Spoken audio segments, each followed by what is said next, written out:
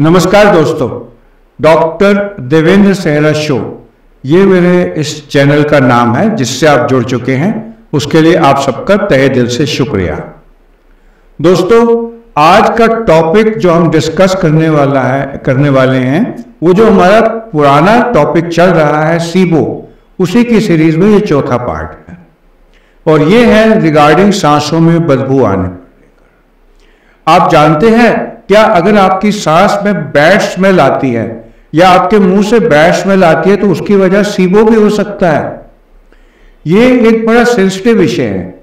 अगर किसी के मुंह से स्मेल बुरी आती है और वो गार्गल्स कर लेता है लिस्ट्रीन के या कोलगेट माउथ वॉश के, तो वो ऐसे ही है जैसे कि किसी रंग लगी सरफेस के ऊपर पेंट करना, क्योंकि बेसिकली आपने कारण ठीक नहीं किया।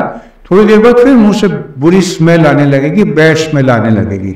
और सबसे मुश्किल बात यह है कि अगर जिसके मुंह से स्मेल आती है उसको तो मालूम चलता ही नहीं, और जो उसके सामने बैठा हो उसको स्मेल आती है और वो शर्माते हुए शर्मिंदा होकर, और जिसके मुंह से स्मेल आ रही है उसको बुरा ना लगे इसलिए उसको बोलता ही नहीं है। और ये कई लोगों के ब्रेकअप का कारण भी बन चुका है। जैसे आप जितना भी अच्छा परफ्यूम लगाकर गए, अगर आप एक लड़का है और आप अपनी गर्लफ्रेंड के साथ हैं और इंटीमेट मोमेंट्स में अगर आप गर्लफ्रेंड के पास जाते हैं और उसके मुंह से बुरी स्मेल आ रही है तो पुट ऑफ हो जाते हैं। और यही बात हस्बैंड और वाइफ के रिलेशन में भी होती है। तो ये बुरी स्मेल मुंह से आ क्यों रही होती है, इसके लिए कॉमन मैन कह देता है पेट खराब से भी आती है।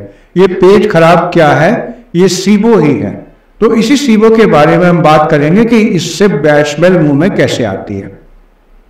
जैसे हम अपनी पिछली वीडियोस में डिस्कस कर चुके हैं कि सीबो स्टैंड करता है स्मॉल इंटेस्टिनल बैक्टीरियल ओवरग्रोथ, जिसको मैं syndrome of inappropriate bacterial overgrowth भी बुलाना पसंद करता हूं, क्योंकि इसमें बॉडी के अपने बैक्टीरिया जिनको बड़ी आंत में होना चाहिए किसी कारणवश छोटी आंत में आ जाते हैं। और जिन खानों को हम खाना खाने की चीजों को बहुत अच्छा मानते हैं, जैसे फाइबर्स, स्टार्च, वही जो हमारे शरीर में अगर डाइजेस्ट ना हो वो इन बैक्टीरिया को छोटी आंत में मिले तो ये बैक्टीरिया नाचने लगते हैं खुशी से, क्योंकि ये इनकी स्टेपल डाइट है। और जब ये इसको खाते हैं तो पेट में ब्लोटिंग और गैस प्रोड्यूस करते हैं। ये गैस 3 किस्म की मेन होती है, हाइड्रोजन, मीथेन और हाइड्रोजन सल्फाइड। और इनमें से ये इंटरचेंजेबल होती हैं। जैसे कोई बैक्टीरिया है जो हाइड्रोजन बनाते हैं, कोई बैक्टीरिया है जो मीथेन बनाते हैं, और कुछ बैक्टीरिया है जो हाइड्रोजन सल्फाइड बनाते हैं। जल्दी इंटरचेंजेबल होती हैं, यानी कि हाइड्रोजन जो है वो मीथेन में कन्वर्ट हो सकती है, मीथेन हाइड्रोजन सल्फाइड में कन्वर्ट हो सकती है, और स्पेशलाइज्ड बैक्टीरिया स्पेशल गैसेस बनाते हैं। हाइड्रोजन बनाने वाले सीबो को डायरिया सीबो कहा गया है, क्योंकि जिन मरीजों में हाइड्रोजन बनती है उन पेशेंट में डायरिया ज्यादा होता है। जिन पेशेंट्स में मीथेन बनती है उनमें कॉन्स्टिपेशन ज्यादा होता है, तो उसको कॉन्स्टिपेटिंग सीबो कहते हैं। हाइड्रोजन सल्फाइड के बारे में इतनी बात नहीं की जाती, वो इसलिए नहीं की जाती क्योंकि उसको टेस्ट करने का तरीका नहीं हुआ था, इतना अभी तक इवॉल्व नहीं हुआ था। तो हम इस पर आते हैं कि टेस्ट कैसे किया जाता है। टेस्ट करने के लिए 2 तरीके हैं। या तो एक, आप एंडोस्कोप अंदर डालेंगे, ऊपर मुंह से स्टमक पार करते हुए ड्यूडेनम में, वहां से बैक्टीरिया लेंगे और उसको कल्चर करके देखेंगे कि वो कौन कौन से बैक्टीरिया हैं। जो बैक्टीरिया स्पेसिफिक कोलन के लिए है, अगर वो हमारी स्मॉल इंटेस्टाइन में मिलते हैं तो हम इसको एबनॉर्मल मानते हैं और सीबो कहते हैं। दूसरा तरीका यह है कि आप एनस से, लैट्रिन के रास्ते, बड़ी आंत से छोटी आंत, आइलोसीकल जंक्शन से जाएं और वाल्व के बाद थोड़ा सा सिक्रीशन लेकर देखें। ये बहुत इन्वेजिव प्रोसीजर हो जाता है, इसलिए जो आजकल फॉलो किया जाता है वो है गैस एनालिसिस। जैसे आप कभी विस्की पीकर 5 स्टार से निकलो तो वो एक स्मेल चेक करने के लिए आपसे ब्लो करा के इंस्ट्रूमेंट में देखते हैं, इसी तरीके से लैक्टोलोज जो बॉडी में डिसॉल्व नहीं होती वो पिलाई जाती है या ग्लूकोज पिलाया जाता है, और ये देखा जाता है कि क्या लैक्टोलोज बैक्टीरिया से फर्मेंट होकर कौन कौन सी गैस बना रहे हैं।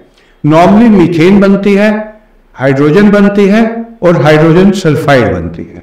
मीथेन ओडरलेस होती है, हाइड्रोजन ओडरलेस होती है, बट जो हाइड्रोजन सल्फाइड है ये रॉटन एग की तरह वही वाली बदबू पैदा करती है और वही निकालती है जो आपके आसपास कई लोग होते हैं, नीचे से गैस निकालते हैं और आप कहते हैं बहुत स्मेल आ रही है। ये इतनी बुरी स्मेल होती है कि किसी के फ्लैचुलस में नीचे से निकलने हुई गैस का 1% होती है, पर देखिए कितनी स्मेल पैदा करती है। यही हाइड्रोजन सल्फाइड हमारे ब्लड में मिलकर हमारी सांस में निकलनी शुरू होती है। हाइड्रोजन और मीथेन तो आप नाप सकते हैं, लेकिन हाइड्रोजन सल्फाइड मापने के जो पैरामीटर है, जो उपकरण है, अभी तक नहीं बने थे। To the best of my knowledge June July जब मैंने लिटरेचर किया 2022 तक नहीं बने थे, उसके बाद डेवलप कर रहे थे, शायद अब बन चुका है, जिससे आप हाइड्रोजन सल्फाइड नापकर ये तीसरे किस्म का सीबो भी पकड़ सकते हैं। तो बेसिकली आज के वीडियो का मेरा आपको बताने का मकसद ये था कि जिन पेशेंट्स के मुंह से बुरी स्मेल आ रही है, उनको अगर गरारे बार बार करने पड़ते हैं, गार्गल्स करने पड़ते हैं, फिर भी उनकी वाइफ उनको कहते हैं भाई तुम्हारे मुंह से बहुत स्मेल आती है, या कोई लेडी है उसके मुंह से बहुत स्मेल आती है और हस्बैंड परेशान हो गया है, तो वो अपने पार्टनर का चेकअप सीबो के एंगल से भी कराए और सीबो का इलाज ले। सीबो के इलाज के बारे में मैं आपसे बात कर चुका हूं, लेकिन जितनी बात की जाएगी उतनी कम है, क्योंकि इसके ऊपर बहुत थ्योरीज है। अगर आप जानना चाहते हैं तो आप मेरा एक वीडियो पूरा डेडिकेटेड सीबो के इलाज के ऊपर होगा, या मेरे इस तरह के पुराने अपडेट देख लेना। इसी सीरीज के पहले 3 उसमें काफी हद तक मैंने इलाज के बारे में बताया है। तो नटशेल में मैं ये कहना चाहता था कि जिन पेशेंट्स के मुंह से बुरी स्मेल आ रही है, वो केवल गार्गल्स करके खुश ना हो और वो देखें कि इसका बेसिक कारण उनका पेट खराब तो नहीं है, और वो पेट खराबी में सीबो तो नहीं है, वो बैक्टीरिया तो नहीं है उनकी छोटी आंत में जो वहां को बिलोंग नहीं करते, जो बड़ी आंत को बिलोंग करते थे वहां चले गए हैं और वो उसके खाने को खुद खा रहे हैं और फर्मेंट करके हाइड्रोजन सल्फाइड बना रहे हैं जो ब्लड में मिलकर उसकी सांस में निकल रही है। और इसका इलाज होगा बेसिक कारण को ठीक करना, जिससे कि सिर्फ सांस में बदबू नहीं है, उस पेशेंट को ऑटोइम्यून डिसऑर्डर्स, जिसको सोपर लीकी गट कहते हैं, वो सब होने का रिस्क है। तो मैं आगे वीडियो लीकी गट पर, सीबो का इलाज पर डेडिकेटेड बनाऊंगा।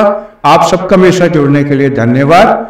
और अगर आपको मेरे इस तरह के अपडेट कुछ सीखने को मदद करते हैं तो मेरी रिक्वेस्ट है कि मेरे इस चैनल को सब्सक्राइब कर लो और लाइक माइंडेड पीपल में शेयर कर लो।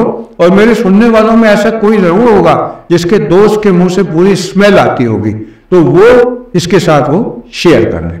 आप सबका मेरे साथ जुड़ने के लिए धन्यवाद।